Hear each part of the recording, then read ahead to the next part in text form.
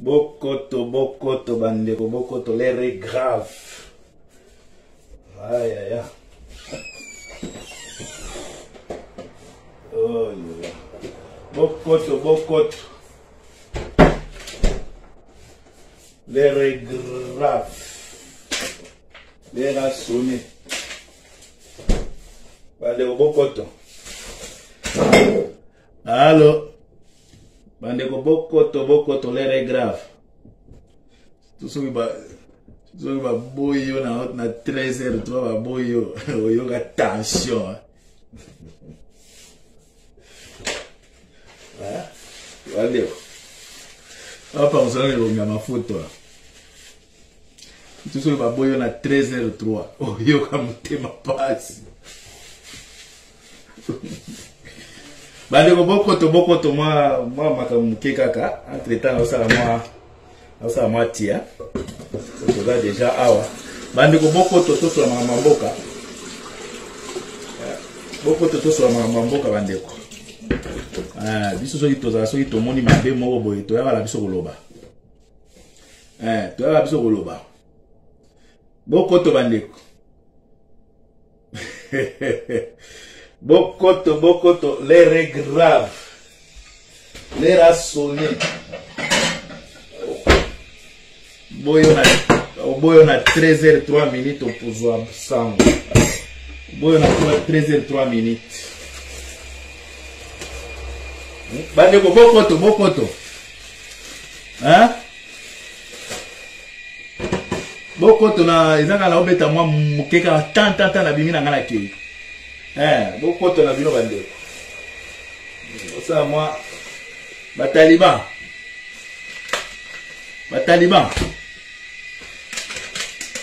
Il faut qu'on lie à la mission Bataliban pour faire un mois petit. Bali mboa trop. Bataliban. Na osala mo tina no ava, Bandeko bokoto ebele bokoto. Oboyo na 13h03 koyeba sango. Bandeko bokoto na obetaka tanta na ke na ngai. Noko chinois na pesi ombote. Lima en tout cas merci mingi bo partager en tout cas. Bokoto samweza kitoko pona wayambo botika bino kolela. Botika kolela po balingi bazwa kimodi. Taliban yoso mikalo baolima na media. Bozo lima na media ba Taliban. Baboyo na 13h03. Kukamwa. Taliban. Bozo lela karamingi ta. Wenga li kofo merci en tout cas ni okoti ndeko na ngai. Partagez bokoto l'air est grave. Balali.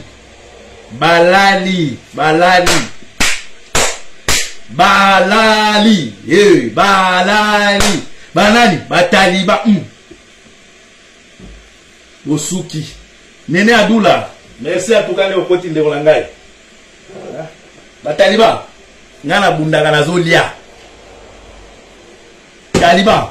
Ka passe. Ato nzala zo ibisa bino vérité. Ya makambo mboka na bino po bo comprendre.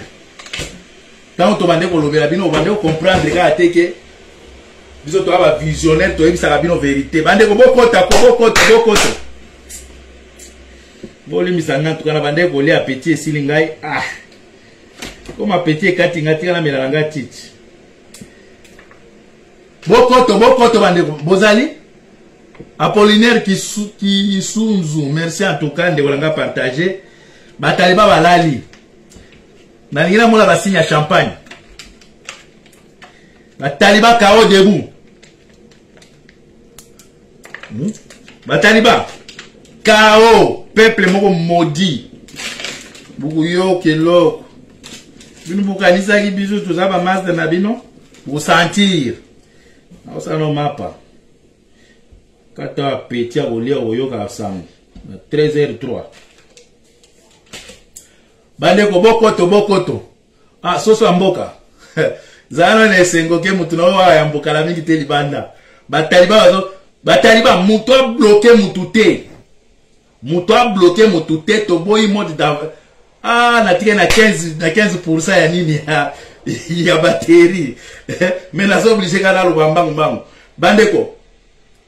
Problème à Wayambona, on a bananango, na mninga mukuse. Bon, c'est préparé déjà l'atterrissage de l'homme fort. Boké Chouayambo, directeur, docteur en droit. Azo, karamingite. Oya ninga boké tu tosi lo champagne. Soza champagne te, somba fruit. Raisin, manga, karaton, somba. Pour bataliba balali. Vous avez déception à 13h03. Vous avez déception à 13h03, beaucoup. Yo so déception à 3h03. Beaucoup zo à 13h03 va trajiba. Na 13h03. KO.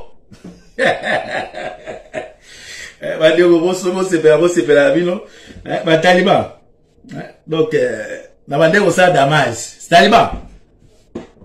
Depuis ton l'été, ok, pour téléman alimenter, au solo, au téléman, t-shirt et lemba. Ah, Seigneur. C'est du jambon, quoi. C'est du jambon, quoi. Les talibans, quoi. C'est du jambon. Vous souffrez, les talibans. Bato nzala. Vous savez, la jambon, vous souvenez, mboa vino. Bande konaye kolobelawa, makamba yambo, bosomba ba champagne. Déception à 13h03. Déception à 13h03 minutes. Déception. Nanya koza déçu. Kato appétit, na 13h03 kozo atsango. Bandeko, wayambo kala mingi te, Fidèle revient bientôt, merci mingi. Pona wayambo, bo sepela. Tokomi penza na ta yango yango bie, temps de la vérité. Nani alobaki wayambo, akoba okangaye, akozonga, nani alobaki to wayambo wako libéré ete. Nani? Tozo ebasiko banani baza na vérité. Oh, ba retirer mukanda. Oh, wayambo wako refoulé. Tozo koma na ta la vérité. Jour J-. 13h03. 13h03. Vous avez déception. Et au 4 appétit. Na 13h03. Jour J-. Déception. Na kanini déception goza. Boyo ke loko. Zabi la na pardon. Na bona olia jambo yo po ba taliban. Bandeko. Na uti kola na message. Ya ambassadeur rwandais. Matimos, le résistant. Ya bana bundes, merci en tout cas. Kaka maboso, Nasha. Zoa déception à 13h03 Zoa. Les gens de Sika. Déception à 13h03. Déception. Nanyaza dessus. Ba Taliban ou bien biso tolakisa ki bino plusieurs fois que bande na biso province na biso ya Kasai eza na danger. Plusieurs fois. Mais lelo na oti komona interview oyo ambassadeur ya Rwanda sali bandeko na yebite soki ba Taliban baza ba Congolais ou baza ba mbwa. Bango moko balobaki to benga bango ba mbwa. Ngai te. Augustin Kaboya mutalobaki bo benga mbwa. Ambassadeur ya Rwanda cette déclaration moko grave. Ya mumoni batie Rwanda Airways ekitaka na Congo. Ambassadeur à Rwanda lobi boy. Pour le moment, bande konabiso ya Kasai, wana ambassadeur muto lobi ya Rwanda. Pour le moment, bande konabiso ya Kasai, bazo kima famine. Nzala na Kasai, bazo kene na Katanga. Ambassadeur ya Rwanda. Biso to bande konabiso bino ke bande konabiso ya Kasai nzala eleki, bakomi ba roux, suke komi pen rouge bordeaux. Comme rouge bordeaux nzala. Lelo ambassadeur à Rwanda lobi que bande konabiso ya Kasai ba kimi province na bango mingi na Katanga nzala eleki, mais ba Rwanda baza koya kosomba mabele ya Kasai. Alobi boy, dans 30 ans, boza étonné te komona ke grande partie ya mabele ya Kasai za maboko ba Rwanda parce que Félix a tekeli bango mabele ebele, bango ba sombi yango. Et boka mateke métissage ya ba tutsi na ba Rwandais et na ba Kasayen et comme ebele. Vous avez la politique to emisa kibino ke danger zo ya na Kasai. Wana mutasai déclaration na ambassadeur ya Rwanda. Baza na programme na bango dans 30 ans il faut équilibrer entre Batutsi na Kasai na Baluba. Ça veut dire, Baser na biso ya Kasai mikolo, bako botisa bango pa Batutsi na nenga blagite. Nan nzalo eza kuna. Bako botisa bango pa Batutsi. Dans 30 ans, wana ambassadeur mutalobi, dans 30 ans, Baluba ba okoma pena do équilibre kozala na Baluba de Tutsi. Parce que mingi ndeko na biso Israël Mutombo akendaki kuna lobaki bandeko makambo na moni na Kasai eza grave ba Rwanda basi bakoti kuna bazwi ba commune et ba commune ebele na ba commune ebele ndeko na biso Israël Mutombo lobaki wana lelo ambassadeur ya Rwanda alobi dans 30 ans ba Tutsi bakozala ebele ambassadeur ya Rwanda asala interview ba Tutsi bakozala ebele na Kasai. Parce que bakasaye mingi bakimi vie sociale et comme il passe nzala bakena katanga lelo ba Rwandais mingi baso somba mabele ya Kasai wana ambassadeur Rwandais mutu asala interview je pense na Sylvie Bongo mais okomona bandeko na biso tujini bukalenga bwe babotoli bino mabele pa Batutsi Baluba ba province mosusu ko benga na bino na Kasai balobi bien que boteki mabele na bino pa ba Rwandais ambassadeur Rwandais mutalobi ke grande partie ya mabele ya Kasai était kami ba Rwandais ba sombi yango après ba komi ebele lobi kuna a préciser bien dans 30 ans ambassadeur mutalobi dans 30 ans ba tuti ba koma ebele na Kasai bokecho na eso batuna lokuta est-ce que biso batotolobi oui ambassadeur rwandais oyo abomaka bato oyo azanga maloba mabe contre ba congolais oyo manka ba congolais nini respect alobi dans 30 ans na Kasai batuti to bakozala ebele parce que baluba bateki mabele na bango likolo nzala ye mutalobi olingi ya message wana benga ngana tindela na komela na tindelo omona yango tala na niveau ya bandeko la biso tozo bisa bino ke bakimisi bino Kasai ba ya kopesa bino ba moto batie bino na vie moko social difficile bo kite combien de fois to bisi bino ke bandeko la biso Kasai mboka na bino kuna batie bino na pasi richesse bimi kuna ebele ba coltan ni pardon cuivre ni cobalt bimi na Kasai ba multinational ba sombi ba Rwanda ba sombi bozo kama teke ndenge nini nini Rwanda Airways izo kitaka mingi ezo memande batona bazo somba mabele lobi bandeko la biso Kasai bokozanga mabele na bino parce que ambassadeur à Rwanda ça veut dire stratégie na bango dans 30 ans il faut ba occuper nini Kasai pour ba que bango na ba Rwanda na ba Kasai ba yoka na kabien ba Kasai donc peuple moko ba ko botisa ebele fo Kasai donc na calcul na bango que mentalité ya Rwanda na Kasai kokana to botisa bango to koma kuna lobi kuna Congo oza guerre na baluba na ba Rwanda.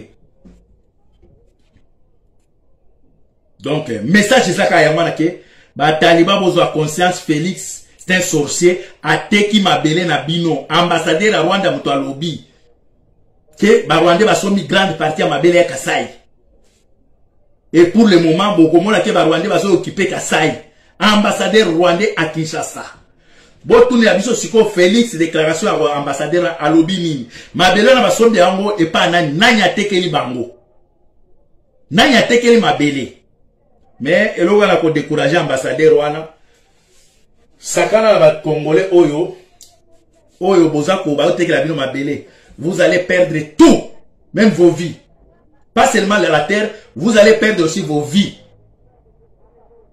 mutu nyonso oyo aye na esprit ko somba mabele na biso pour occuper ça ou bien tu vas perdre ta vie ou bien tu vas perdre la terre.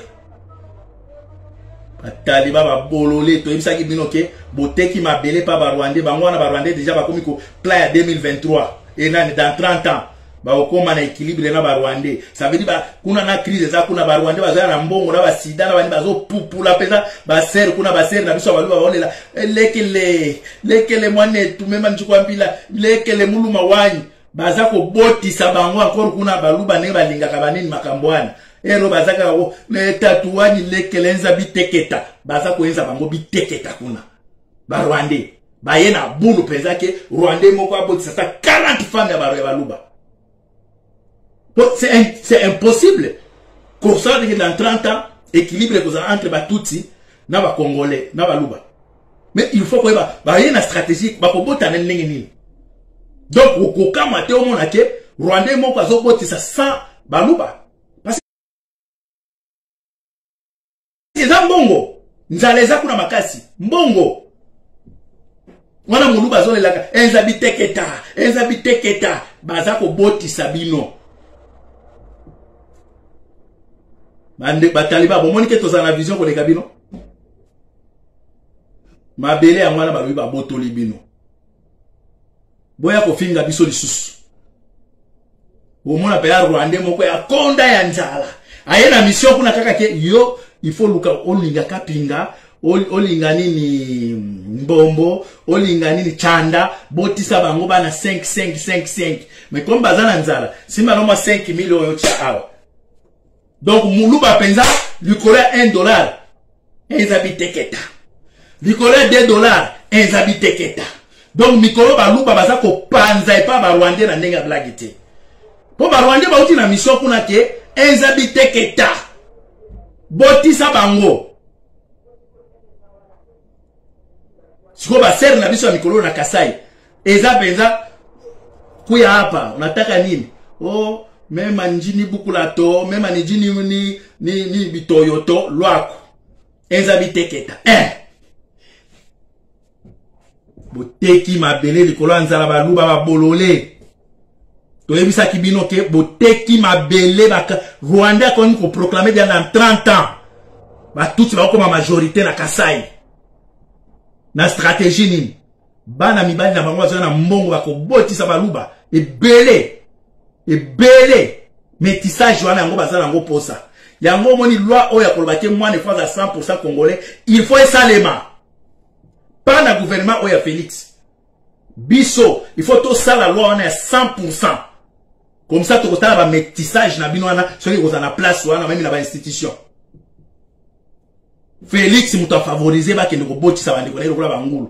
Donc mikolo penza komuna ga Rwandais moko aye alemba. Azana tala moko kaka. Angata enzabite keta. Combien? Njiku pesha $2. Lwako. Angata enzabite keta. Donc Nicolas baza ko pupula bande ko la biso ba sere ba luba et pas ba Rwandais Nicolas ka $1 parce que nzala eza kuna ambassadeur muto alobi ambassadeur à Rwanda ngaite enzabite keta zo sale makuna. Donc Rwandais kaka ya na ye na makambo na ye na mankema na ye kende kuna kosisa mona Kasai bota kuna chia bango bazemi yango bozomona Rwanda ezaka wa emati ekiti esopi bakomi wana bakembu jimai makolo okomi wana pa ekiti emati batewa baza komemande ba producteur ya ko bota ba tuti ebele ngai mutu na lobite ambassadeur à Rwanda alobi dans 30 ans baluba ba perdre mabele na bango po mingi bakimi na Katanga Kasai bake Katanga wana ambassadeur rwandais oya zana Kinshasa auto sala interview avant-hier ngaite mikolo soko zaka na mbongo na yo donc neti baluba soko zaka na $20 ozala ba enzabite keta 5 donc $10 ozala 5 donc bande ko bisa baluba mikolo baza peza iolela epa ba Rwandais po nzaleza makasi Rwandais aye na salite na ye mingi pe bakata bango te mingi pe baza ba incirconcis ne baza wana bazo ya nango na salite nyoso donc ba ser na biso baluba mikolo ba enza biteke takaka ta bango pe babota pa pamba boko mona pe métissage entre ba tutsi na ba Kongo na baluba guerre mosusu ezoya métissage ya baluba na ba Rwandais wana muto alobi ngaite mikolo yo kuna ba Rwandais omona muto ya lemba amoni wa mwasa Rwandais ya muluba zole we kuya unasema nini oh mema ninjibu kula to nijini jikalibi toyoto simamila lato mema nijini nini munyinyi wambwa to lwako njiku pesha mflanga bish oh njiku pesha $2 ujini pesa biteketa lwako tuenza munzubu te biteketa boko kufa bino samba Rwanda wana na biteketa na bino wana